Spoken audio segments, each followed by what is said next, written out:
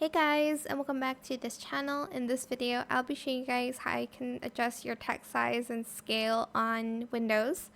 So if you just type in settings on the Windows bar, I guess, here is where you can go. You'll need to go to the accessibility option, text size, and here you can basically adjust the text size here. If you're pleased with that, just select apply. I'm not going to do that though. Same with the scale. Well, it's different. You'll need to go to system and then display, and then you'll need to go to scale and select the one you want. I have it on 125 because my eyesight isn't the best.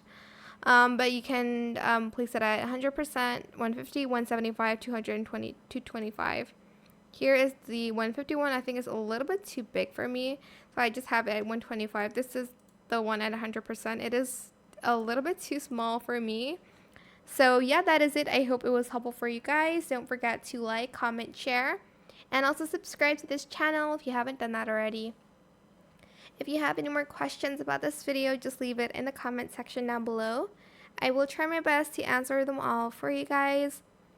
And if you found this video helpful, please click the thanks button as well. That is it. Thank you so much for watching. Bye.